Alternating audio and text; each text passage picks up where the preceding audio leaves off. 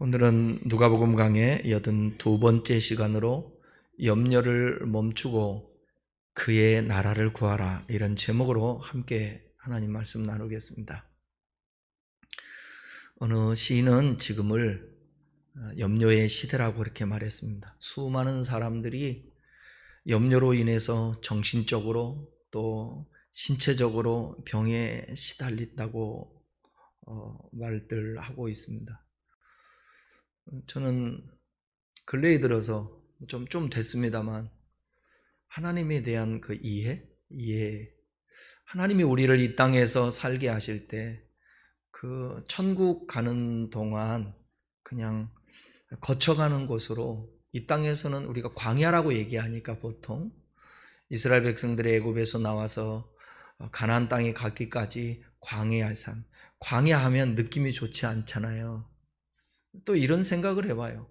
꼭 우리의 삶이, 살아가는 삶이 좀 불편하고 좀 힘겹다고 해서 꼭 불행한 것만은 아닌 것 같다라는 생각이 들어요. 이스라엘 백성들이 광야의 삶, 광야를 겪는다고 해서, 그 과정을 겪는다고 해서 꼭 불행했을까요? 또 반대로 생각하면 광야의 삶이 아니고 가나안 땅에서 살고, 아니면 요즘 우리가 열왕기상을 묵상하는데 솔로몬처럼 막 태평성대를 누렸던 그때 살았던 사람은 다 행복했을까요? 다 불행했을까요? 그것은 아닌 것 같고, 아무리 이 땅이 광야에 지나는 삶이라 할지라도 그 나름대로의 다 하나님이 주신 나름대로의 기쁨과 평안과 감격이 있다라는 것입니다. 그러니까 제가 성경을 보면 제 생각은 그래요. 성도들이 불행하게 살고 힘들게 살고 고난을 자초하고 이렇게 사는 것이 꼭 주께서 원하는 삶이 아닐 거라고 생각해요. 근데 때로는 역사 속에서, 때로는 우리에게 주어진 어떤 한 세대 시간 속에서 꼭 감당해야 될 고난들은 또 있을 수 있습니다. 우리의 6.25라든지 아니면 일제강점기라든지, 이때는 어쩔 수 없이 핍박을 당하고 고난과 환난을 당할 수밖에 없을 수도 있죠. 근데 근데 개인의 삶이 모든 날마다 그런 삶만은 아니라는 거죠. 그런데 하나님이 우리를 이 땅에 살면서 자유하며 기뻐하고 즐거워하고, 하나님 병행케 했다고 그랬지 않았어요? 고난도 있지만 하나님이 우리가 즐거움도 기쁨도 있게 하신다고 했잖아요. 그런데 그렇게 주신 그 삶을 염려라는 것 때문에 우리의 삶이 불행의 나락으로 떨어져서 늘 산다면 그건 안타까운 일 아니겠습니까? 저는 하나님이 이끌어가는 삶이 우리가 염려거리가 있는 그 삶도 있겠지만, 그러나 그것을 우리가 극복함으로 인하여서 그 상황 속에서도 감사하고 바울처럼 기뻐할 수 있다라고 저는 믿습니다. 그러니까 오늘 이 말씀을 들으면서 우리 안에 있는 이제 염려를 좀 멈추고 오히려 하나님이 말씀하신 그 나라를 구했으면 좋겠어요. 그럼 모든 거 더해준다고 하니까 그거를 받기 위함, 그러기 위해서가 아니라 하나님이 원하는, 그렇게 살아야 우리가 또 감사하며 감격할 수 있으니까요. 미국 정신의학회 APA라는 그곳에서 발행한 것으로 정신질환 진단 및 통계 매뉴얼 5번째 개정판인데, 일명 상담에서든지 아니면 정신과에서 배우는 필수적으로 배우는 책이에요. 저도 이 과목을, 이 책을 통해서 이상심리에서 공부를 했는데, 여기 보게 되면 학술명은 뭐냐면 그 책에 나오는 질병 불안 장애라는 게 있어요. 질병 불안 장애. 그러니까 쉽게 옛날에는 이제 번역을 할 때 어떻게 번역을 했냐면, 저도 배울 때 그렇게 배웠어요. 건강 염려증이라고. 현대인들에 있어서 정신과 병력 중에 진단을 하는데 건강 염려증이라고 진단을 해요. 그게 아까 다른 말로 질병 불안 장애, 이렇게. 병원에서는 아무 이상이 없다고 해요. 그런데 염려가 돼요. 이 병원 저 병원 찾아다니게 되는 거예요. 이상은 없는데 실제로는 아플까요? 안 아플까요? 아파요. 병원 가면 아무 이상 없다는 거예요. 그런데 심리적으로 염려하고 있는 거예요. 이것도 치유를 받아야 돼요. 근데 비단 우리가 질병에만 그러겠습니까? 다른 부분에서도 이게 좀 과다한 염려를 가지고 살아가는 거예요. 이거 아무 도움이 안 되는데, 염려라는 말을 영어로 worry라고 그러잖아요. 이 말 어원 옛날에 제가 설명해 드렸는데 기억할지 모르겠어요. 이 단어의 어원은 물어뜯다, 목졸라, 질식시키다, 그런 뜻이 있어요. 그러니까 쥐가 고양이에게 목덜미를 잡혀서 질질 끌려다니다가 죽어가는 것처럼 염려는 우리의 살아가는 삶을 서서히 죽인다라는 것입니다. 그래서 염려는 느린 형태의 자살이라 그렇게 말하는 사람도 있습니다. 염려를 많이 하는 것은 느린 형태의 자살 행위라고 말하고 있는 거예요. 그러니까 스스로 목숨 끊는 것만이 하나님 앞에서 이게 불경한 일이 아니라 염려하는 것도 불경한 거예요. 불신인 거예요. 잘못된 거예요. 여러분, 오늘 말씀 통해서 염려를 멈추고 좀 방향을 틀어서 더 중요하고 구해야 될 것을 강구하는 저와 여러분 되십시다. 오늘 본문은 지난주에 말씀드렸던 지나친 탐심을 경계하라 말씀했잖아요. 하나님께 오히려 부요해라 그렇게 권면하신 예수님께서 이제 더 현실적인 말씀을 하십니다. 여러분, 탐욕을 부리는 것도 문제지만 욕심을 부려서 살아가면서 그거 하나님 없이 사는 것도 문제지만 하나님을 믿는다고 하면서도 염려하는 것도 이것도 문제예요. 이것도 문제예요. 그것을 주님께서 지금 이 현실적인 우리의 삶에 염려하고 있는 것들을 지금 말씀하기를 원해요. 예수님께서 자기 제자들에게 이렇게 말씀하십니다. 22절을 같이 읽겠습니다. 또 제자들에게 이르시되 그러므로 내가 너희에게 이르노니 너희 목숨을 위하여 무엇을 먹을까, 몸을 위하여 무엇을 입을까 염려하지 말라. 이 22절에서 예수님은 제자들에게 염려하지 말라, 그리고 그 염려의 원인이 두 가지를 말씀하고 있어요. 목숨을 부지하려는 욕구와 몸을 보호하려는 욕구, 이것 때문에 염려하는 거예요. 21세기에 대한민국은 목숨을 부지하고 몸을 보호하기 위해서 먹을 것과 입을 것을 걱정해야 하는 사회 아닙니다. 우리 중에 목숨을 부지하기 위해서 먹을 것을 걱정하는 분 계시나요? 혹시 그럴 분들도 없지 않아 있을 수 있습니다. 이 설교를 듣는 분 중에서 영상으로라도. 그런데 오히려 우리가 지나치게 먹는 것을 걱정하는 시대 아닙니까? 저도 당장 배가 나와서 저녁에 가서 먹을 것이 없어서 염려가 아니라 안 먹어야 되는데 배고파서 먹어야 되는 게 더 염려인 거예요. 이게 걱정이고. 22절을 우리가 적용한다면 어떤 직업을 가질 것인가, 어떻게 돈을 벌 것인가, 어떻게 우리가 살아가는 삶의 생계를 유지할 것인가, 그런 현실적인 문제로 인한 염려를 의미할 수 있다고 생각되어져. 그러니까 무엇을 입을까 염려하는 것은 생활의 수준에 대해서 염려하는 그런 문제라고 볼 수 있죠. 그런데 예수님은 염려하지 말래요. 여러분, 이와 같은 것을 걱정하지 않을 수 있습니까? 예수님께서는 우리가 염려하지 말아야 될 그 이유를 23절에서 말하고 있어요. 한번 읽어봐요. 목숨이 음식보다 중하고 몸이 의복보다 중하니라. 원문에는 생략되어 있는데 뭐가 생략됐냐면 여기 목숨 앞에 왜냐하면이라는 단어예요. 우리가 염려하지 말아야 할 이유는 우리의 목숨과 몸의 음식과 옷보다 소중하기 때문이에요. 뭐가? 목숨이, 생명이. 다시 말해서 어떻게 생계를 유지하고 더 좋은 생활 수준을 가질 것인지 지나치게 염려한다면 그보다 더 중요한 하나님께서 선물로 주신 이 삶의 소중함을 인식하지 못하고 있다라는 거예요.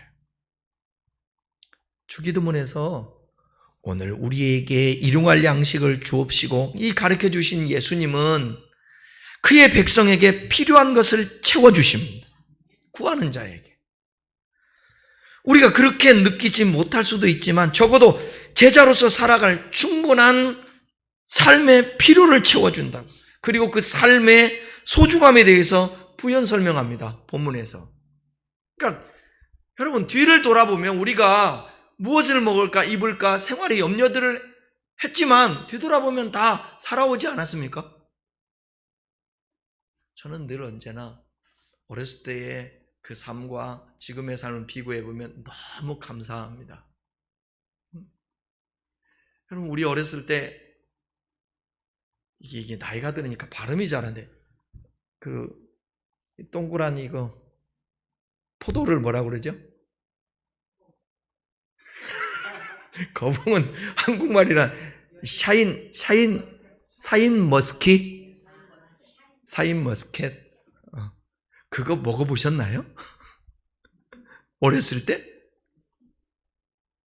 학교 다니면서 여러분 드셔봤냐고요? 못 먹어봤잖아요. 없었죠? 예, 어떻게 겨울에 딸기를 먹습니까? 겨울에 딸기 나오잖아요. 하우스에서. 별거 다 했어요. 망고를 어떻게 먹어요? 나는 어렸을 때 일본에서 저희 삼촌이 배에다 차를 싣고 그 차 안에다 가득 가지고 왔던 그 과일이니 여러 가지 생필품들이 있었어요. 그때 밀감이라고 그랬는데, 그 밀감을, 겨울인데 밀감을 까서 먹는데 그 냄새는 잊을 수가 없어요. 지금도. 침 나오려고 그러는데, 우리가 어렸을 때 누리지 못했던 것, 감히 자동차를 몰 줄로는 상상을 못했습니다. 근데 그랬던 사람들이 오늘 와서 보게 되면 많은 걸 우리 누리고 있지 않습니까? 굶어 죽을 것 같았는데 굶어 죽지 않잖아요. 내 친구 목사 개척 시작할 때 어떻게 먹고 살아? 이 사람아, 나를 보게 다 먹고 사네. 먹고 산단 말이야. 개척하시게. 개척에서 요즘 늘 하는 말이, 성 목사 말이 맞아. 얼마나 감사한지 몰라. 얼마나, 내가 보니까 먹는 것이 차고 넘친다. 근데 우리 염려하고 살잖아요. 근데 오늘 염려하는 것이 우리가 조금 지나고 보면 괜히 염려했네. 억울하지 않아요?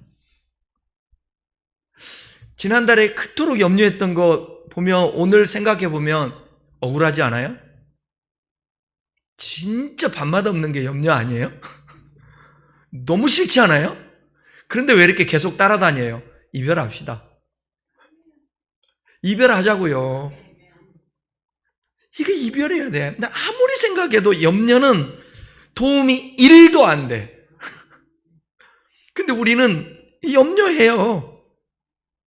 근데 예수님께서 우리가 염려하지 말아야 될 이유를 23절에서 아까 말씀했다고 그랬잖아요. 목숨이 음식보다 중하고 몸이 의복보다 중하다.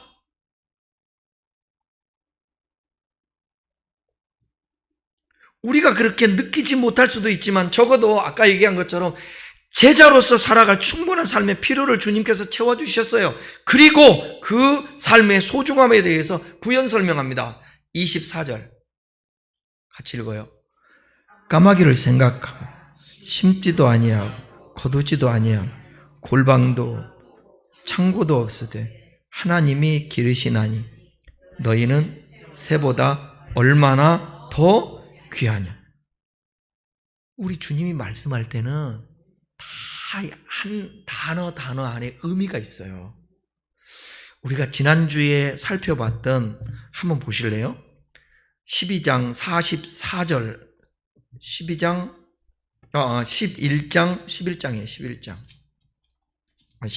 6절, 죄송해요. 12장 6절 한번 보실래요? 참새 5마리가 2아사리온에 팔리는 것이 아니냐.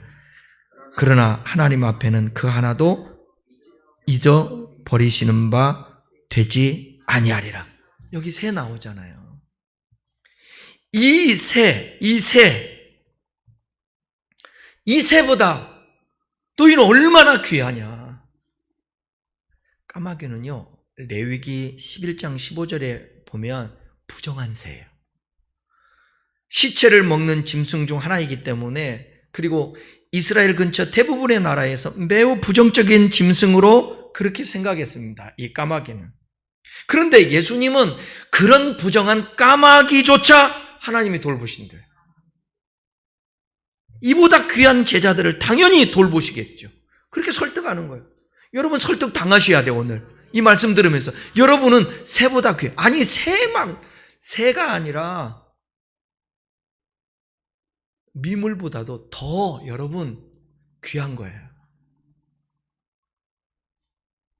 25절 26절에서 염려가 결코 우리 삶을 유익하게 할 수 없음을 말씀합니다. 읽어볼까요? 또 너희 중에 누가 염려함으로 그 키를 한 자나 더할 수 있느냐? 그런즉 가장 일도 하지 못하면서 어찌 다른 일들을 염려하느냐? 염려한다고 해서 가지고 있지 않는 것을 가질 수는 없습니다. 염려하면 생깁니까 어디?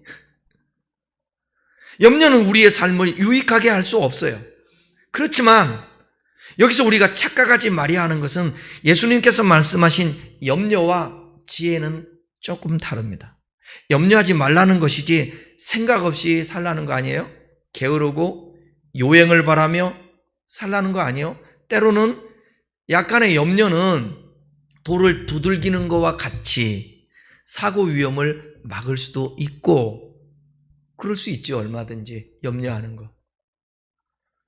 예를 들어 더 좋은 직장을 가기 위해서 노력하는 것, 몸을 보호하기 위해서 운동하는 것, 그 삶의 지혜 아닙니까? 뭐 오늘 저녁에 음식을 뭐에 먹어서 가족을 행복하게 할까? 이건 뭐 염려가 아니잖아요. 그거는 지나치게 예민하게 몰두하고 하나님이 주시는 삶의 가치를 무시하면서 그냥 사사건건 염려하면서 살아. 예수님께서는 하나님이 주신 삶의 가치를 무가치하게 만드는 그 염려를 경계하셨습니다. 그러면서 말씀하셨어요. 다시 26절 한번 띄워보세요. 나올 거예요.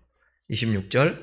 그런즉 가장 작은 일도 하지 못하면서 어찌 다른 일들을 염려하느냐. 예수님께서 말씀하신 이 작은 일은 두 가지 가능성을 가지고 두고 우리가 해석할 수 있습니다. 첫 번째는 수명 연장이 하나님께는 지극히 작은 것으로 해석하는 것이고, 또 하나는 현재의 삶을 가치 있게 여기는 것이 작은 일이라고 보는 견해입니다. 문맥상으로 보게 되면 두 번째 해석이 더 어울릴 것 같아요. 그러니까 제자들이 현재의 삶을 가치 있게 여기는 작은 일도 못하면서 하나님만 하실 수 있는 큰 것을 염려하는 모순을 지금 예수님께서 지적하고 있는 거예요. 우리의 통제 밖에 그런 일들을 염려하는 일이 얼마나 쓸모없는 일입니까? 그런데도 내가 어떻게 할 수도 없음에도 불구하고 염려하는 거예요. 오히려 우리의 삶을 좀먹고 우리를 더욱 비참하게 만듭니다. 또한 그런 종류의 걱정은 우리의 삶을 누군가와 비교하게 만들기도 한다라는 거예요. 앞서서 여러분 까마귀의 예를 통해서 먹을 것을 말씀하셨다면 이제는 백합꽃과 들풀을 통해 입을 것을 말씀하고 있습니다. 자, 27절, 28절 읽겠습니다. 백합화를 생각하여 보라. 실도 만들지 않고 짜지도 아니하느니라. 그러나 내가 너희에게 말하노니 솔로몬의 모든 영광으로도 입은 것이 이 꽃 하나만큼 훌륭하지 못하였느니라.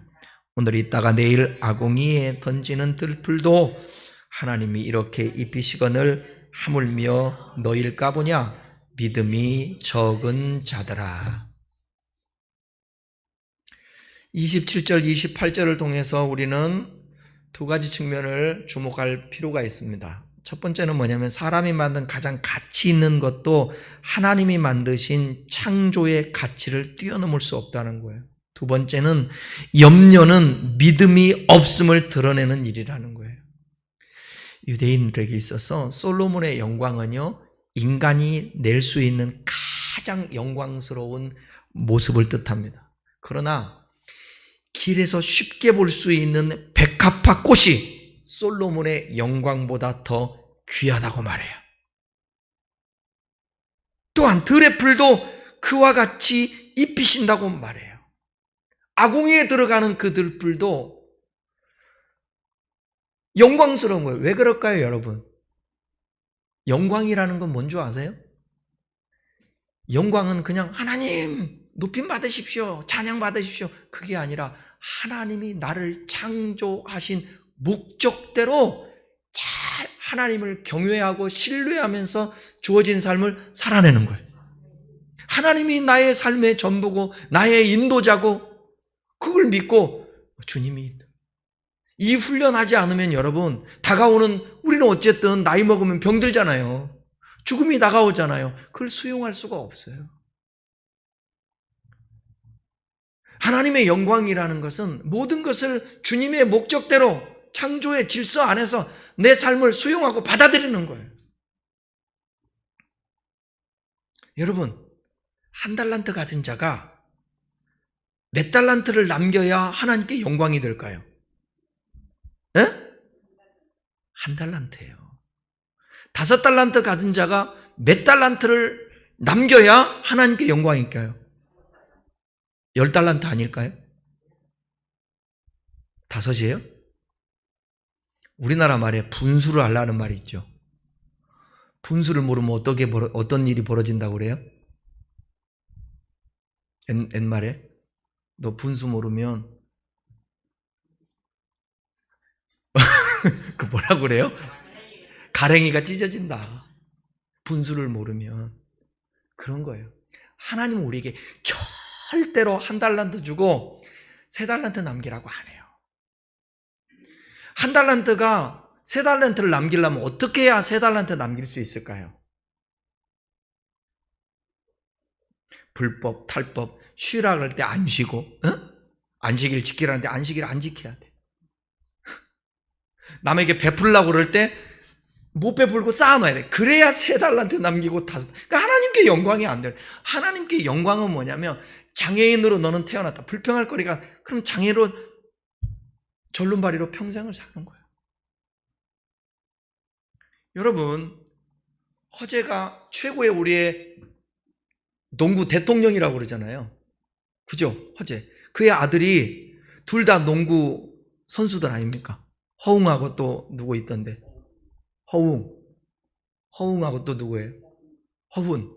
우가고 훈이 있는데 농구의 대통령이 되는 이 아버지가 그 두 자녀를 뒤에서 살피고 보살펴. 그것으로 감동받는 사람 별로 없어요. 그런데 곱추 아빠예요. 곱추 아빠. 제가 옛날에 그거 화면 보여준다 얘기했는데 곱추 아빠예요. 곱추 아빠인데 자기 아들이 키가 커가지고 농구 선수예요.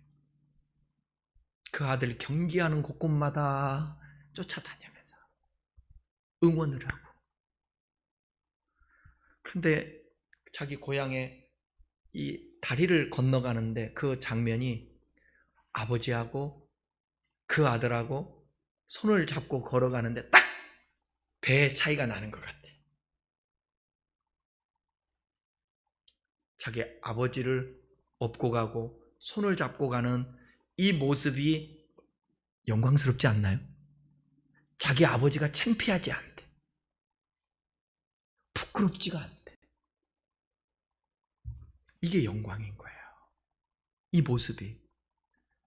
진짜 사람 냄새가 있고 거기에 우리의 감동이 있잖아요. 이게 영광인 거예요. 그러니까 예수님의 죽음이 영광이 될 수 있는 거예요. 한 알의 밀이 땅에 떨어져 그대로 있으면 죽지 아니하면 그대로 있고 죽으면 많은 열매를 맺는다고 그랬잖아요. 그러면서 앞서 얘기한 게 뭐냐? 내가 영광을 얻을 때가 왔다. 어떻게 죽음이 영광이냐고요. 근데 그것을 통해서 하나님의 뜻이 이루어지며 그 일로 인하여 인류가 구원을 받지 않습니까? 뭔 죄가 있었나요? 죄 없었어요. 죄 없는 자가 죽으면 억울해요, 안 억울해요? 죄 없는 자가 감옥에 가면 억울해요, 안 억울해요? 억울하잖아요. 그런데 이 억울한 예수를 한 젊은 청년이 발견을 하고 성경을 일단 발견하고 자기가 목사가 돼야 되겠대. 변증학자가 돼야 되겠대. 이유는 그 예수님의 억울함을 풀어주고 싶대. 영광 아니에요, 이게? 이게 영광이잖아요. 그 예수님의 죽음의 억울함을 내가 풀어주겠다는 거예요. 공부해서. 그가 그자에게 영광인 거예요. 그러니까 우리는 늘 보면 너무 욕심 때문에 내 뜻대로 돼야 되는 것들 때문에 그렇게 안 되니까 내가 때로 가지고 있는 걸 놓칠까봐 잃어버릴까봐 염려할 때가 너무 많아. 그냥 좀 하나님이 우리를 던져준 대로 좀 편하게 광야에다 던지면 광야에 살면 되고 도시에다 던져놓으면 도시에 살면 되는 거예요. 맞죠? 광야에 던져놓으면 광야에 살면 되고 애굽에다가 던져놓으면 애굽에 살면 되는 거예요. 애굽에서 살 때 아이고 이 힘든 삶을 어떻게 살아낼까? 그래서 끄집어내서 광야로 옮겨줬더니 광야에 사는 말이 뭐라고 그래? 왜 끌고 왔냐고 돌려보내달라고. 이게 인간인 거예요. 화장실 들어갈 때와 나를 달라요. 그러니까 여러분 생각하면서 하셔야 돼. 여러분 염려할 때 보세요. 염려할 때 내가 왜 염려하지? 묵상합니까? 아니면 염려 스스로 염려할 이유를 찾고 거기다 하나님의 말씀과 기도를 해야 되거든. 근데 그 염려거리를 내가 없애려고 몸부림치는데 거기에 관심을 갖고 주목하지 하나님 앞에 아뢰고 하나님을 인해서 맡기려고 하지 않아. 던져야 되는데. 여러분 이래도 저래도요 죽어요. 언젠가는. 그러니까 우리 옛말에 그런 말 있잖아요. 힘들면 뭐라고요? 까짓것 죽기 하겠어? 이렇게 얘기하는데 끝내는 또 죽기도 하잖아요. 죽으면 말지 이런 사람도 있잖아요. 안 되면 말지. 근데 우리는 그렇지 않잖아요. 우리의 삶에 우리는 내 삶의 큐브가 있잖아요. 그 안에 들어있는데 하나님이 그 큐브를 들고 계시다라는 거죠. 이게 아이고 새장에 있는 그 새 하나만 새가요 4천만 원짜리도 있대요. 앵무새 한 마리에 4천만 원짜리. 예? 근데 사람은 죽으면 어떻게? 사람은 4천만 원도 안 되는 것 같아. 죽든 말든 내팽겼죠. 근데 새 한 마리. 아니 제가 옛날에 새 키울 때 6만 원짜리 6만 원에 2마리 4만 원에 2마리 앵무새 사다가 비전센터에다가 근데 이제 아무것도 모르니까 소나무 위에다가 딱 올려놨더니 거기서 짹짹거리는 소리가 참 인간 나도 이기적이잖아요. 그냥 날아오는 새 소리 들으면 되는데 그걸 올려고 딱 올려놨더니 고양이 놈이 와서 올려놓자마자 1시간도 안 돼서 탁탁탁 치더니 새 날아가고 하나 잡아서 죽이고 그러더라고요. 새장에 있는 그 새도 소중하게 여기는데 하나님이 우리 지구라는 이곳에 우리 하나님이 던져놓고 살아가는데 이 지구라는 이 큐브 안에 내가 있다고 한다면 하나님이 그걸 돌보시지 않겠습니까? 그 믿음이 우리 안에 있어야 된다는 거예요. 우리는 하나님의 목적대로 이렇게 신뢰하면서 살아가지를 못해.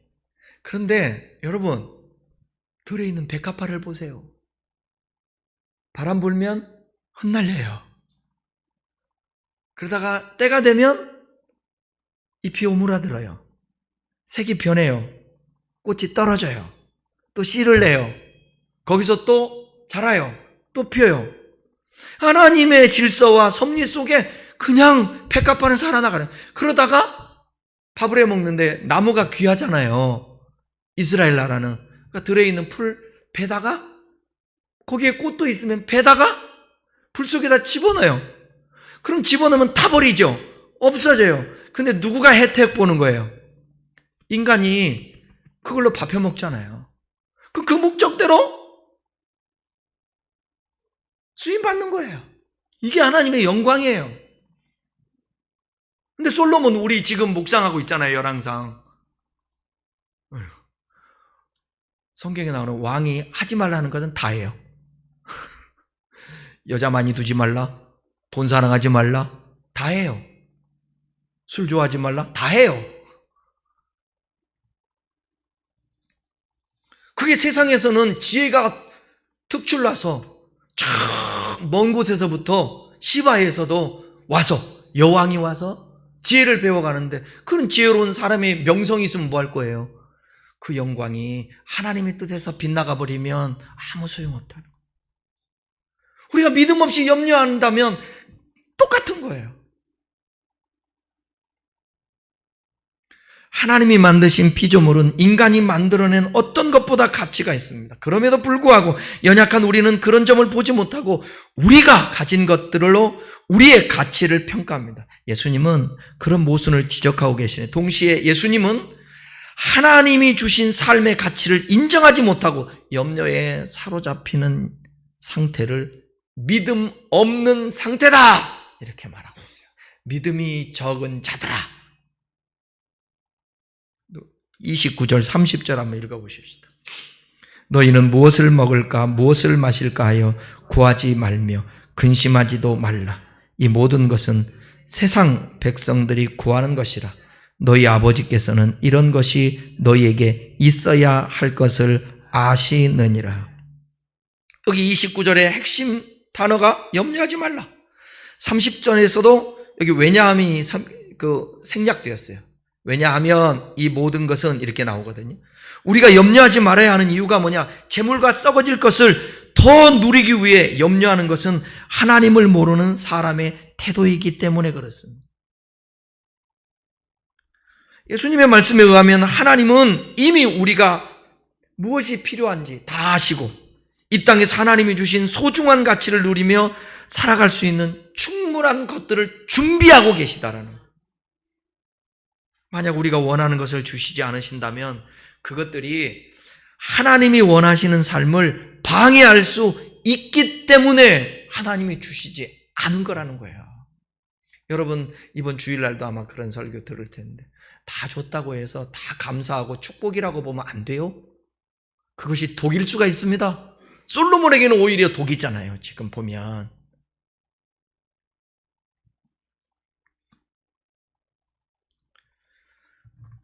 모든 것은 세상 백성들이 구하는 것이라 나와 있는데 제가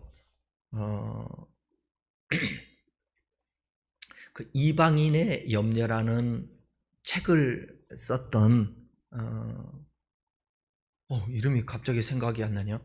쇠런 왜 이러지? 어쨌든 실존주의 철학자인데 여러분 혹시 아세요? 생각났어요. 킬케고르가 쓴 이방인의 염려라는 책이 있는데 제가 이제 설교를 이게 준비하기 위해서 그 책을 이렇게 제가 좀 이제 앞부분을 좀 읽었는데 여기서 말하는 모든 것은 세상 백성이 구하는 것이라. 그 염려하는 것은 세상 사람들이 하는 것이라. 그래서 이방인의 염려라고 하는데 이 키르케고르는 뭐라고 얘기하냐면 믿는다고 하는 신앙인들이 오늘날로 얘기하면 교회 다니는 사람들이 세상 사람들이 염려해야 되는데 교회 다니면서도 염려한다라는 거예요. 그러면 교회 다니는데 하나님을 믿는다고 하는데도 염려하면 이 사람은 뭐냐? 이방인이라는 거예요. 안 믿는 듯 한다는 거예요. 말로만 믿는 거예요. 교회 다니면서 믿는다고 하지 실제로는 이방인이라는 거예요. 그러니까 여러분 무엇을 먹을까? 무엇을 마실까? 구하지 말고 금심하지도 말래. 하나님이 알아서 주신대요.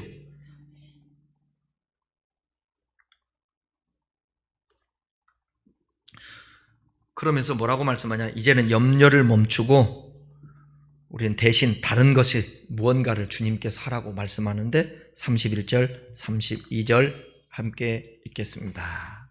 시작. 다만 너희는 그의 나라를 구하라. 그리하면 이런 것들을 너희에게 더하시리라. 적은 무리여 무서워 말라. 너희 아버지께서 그 나라를 너희에게 주시기를 기뻐하느니라. 오직 우리는 하나님의 나라를 구해야 된다. 염려하지 말고 대신 하나님 나라 구하라는 거예요. 하나님 나라를 구하는 생활이라는 뭐냐? 하나님을 왕으로 모시고 사는 생활. 하나님의 말씀이 최고의 법이요 절대적인 진리의 말씀으로 믿고 순종하는 삶. 그렇게 살아가는 삶. 또 하나님의 영광을 위해 사는 삶. 자기의 이기적인 욕심을 위해서 살지 않고 하나님의 영광을 구하는 생활. 힘써 하나님의 나라를 전파하고 하나님의 나라가 이 땅에 임하도록 구하면서 빛과 소금 되는 삶을 사는 것. 이것이 그 나라를 구하는 거예요. 마태복음에서는 먼저 그 나라와 그를 구하라고 그랬잖아요. 근데 오늘 본문에서는 뭐라고 그랬어요? 31절에 다만 only 이 말이 훨씬 더 뜻이 더 강한 거예요. 하나님의 나라와 현세의 물질, 이 두 가지 문제는 우리 성도들에게 꼭 있어야 할 것입니다. 그 중에 성도의 구할 것은 뭐냐면 오직 하나님의 나라예요. 먼저 그 나라를 구하는 삶이 우선돼야 된다는 거예요. 하나님 나라가 우선돼야 할 것을 예수님께서 말씀해 주고 있는데 그리하면 어떻게 한다고요? 이런 것들, 모든 것들을 도와셔 준대, 더해 준대. 먹고 마시고 입는 일상생활의 모든 것들을 하나님이 더해 주시는데 32절을 통해서 분명하게 알 수 있는 것은 뭡니까? 그의 나라는 하나님께서 제자들에게 기쁨으로 주시는 거예요.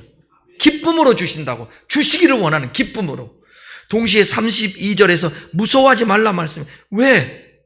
왜냐하면 그의 나라를 구하는 자들이 적은 무리들이기 때문에. 수많은 무리들이 모여 있었지만 예수님은 적은 무리여라고 제자들을 부르셨습니다. 하나님 나라를 구하는 자들이 적다는 의미예요.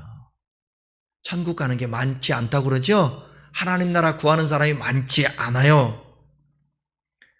이 말씀을 붙여보면 온 세상 사람들이 하나님을 믿게 된다는 거, 이 믿음은 허상이에요. 잘못된 거예요. 다 믿지 않아요. 우리는 다만 전할 뿐이에요. 전할 뿐이에요.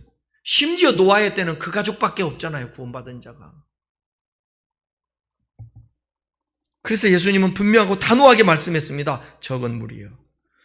33절, 34절을 통해서 그의 나라를 구하는 자들의 구체적인 행위를 말씀합니다. 읽어보겠습니다. 너희 소유를 팔아 구제하여 낡아지지 아니하는 배낭을 만들라. 곧 하늘에 둔 바 다함이 없는 보물이니 거기는 도둑도 가까이 하는 일이 없고 좀도 먹는 일이 없느니라. 너희 보물이 있는 곳에 너희 마음도 있느니. 왜 갑자기 예수님께서 소유를 팔아서 구제하라고 하셨을까? 33절과 34절에서는 중요한 점은 뭐냐?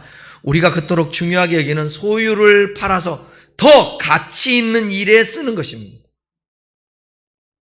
왜냐하면 사람은 자신이 가장 가치 있다고 생각하는 일에 충성을 보이기 때문에 그래요. 돈을 아끼는 사람이 돈을 아끼는 이유는 더 가치 있는 것들에 쓰기 위해서 그래요. 결국은 어딘가에 돈을 씁니다.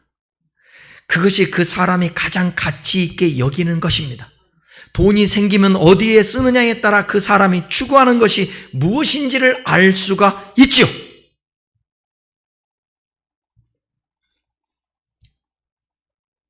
어떤 사람은 돈이 있으면 그 활용을 어떻게 하는가?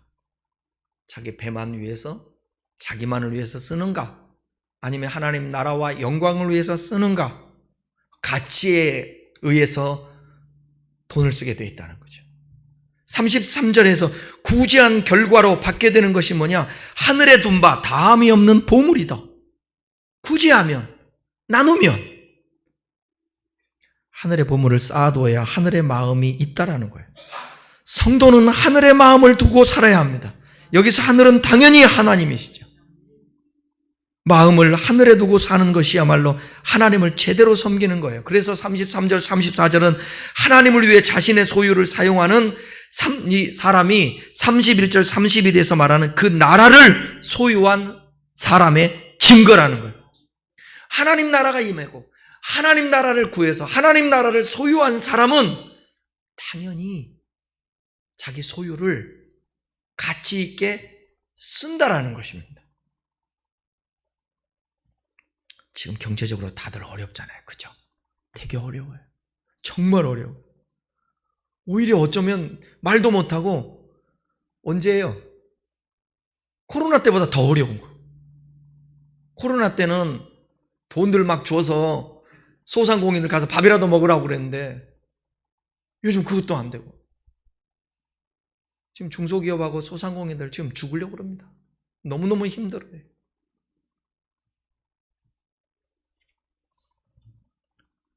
이럴 때 있는 사람들이 직원들이든 좀 힘들한 사람들이든 난 그래요. 여러분 우리나라가 복을 받고 잘 살려면요 의식을 바꿔야 돼요. 왜냐하면 외국인들 노동자들 있잖아. 몇 년 동안 일했는데 월급 안 줘갖고 4천만 원 밀려있고 2천만 원 밀려있고 1,000만 원 밀려있고 그래서 일 못하고요 여기서 돈 못 받고 또 불법으로 체류하는 사람 있잖아요. 그러면 자기 나라로 그냥 돌아가요. 고용청에 노동부에 얘기를 해도 받을 수 있는 사람들이 많지가 않대요. 얼마 전에 제가 인터넷 보니까. 생각해 보세요, 여러분. 일 시켰으면 뭐 더 욕심을 부려서 빼앗아 가려고 그럽니까? 더 달라고 그럽니까? 일한 만큼이라 달려고 그러는데 일한 만큼도 안 준다. 나라에서도 좀 도와야 될 거 아니에요? 이런 사정이 있으면. 그래야 좋은 나라지. 나라에 돈이 있어야지. 돈이 없잖아요, 지금. 그래서 여러분, 이 자본주의에서는, 시장 경제 체제에서는 의식이 살아나지 않으면 빈익빈 부익부 현상이 너무너무 크게 돼요. 그래서 여기 사회 악이 벌어지고 그러는 거예요. 그러니까 하나님의 나라를 구하라는 것은 여러분, 이 세상이 하나님 나라를 구하면 사람에게서 하나님으로 향해서 그럼 인간은 그럴지 모르지만 하나님을 향하면 이 인간은 저절로 다 수직관계가 되면 수평관계는 잘 되게 돼 있어요. 결론입니다. 1세기 때 기독교인들이 스스로 이름 앞에 뭐라고 붙였다고요? 자기 이름 앞에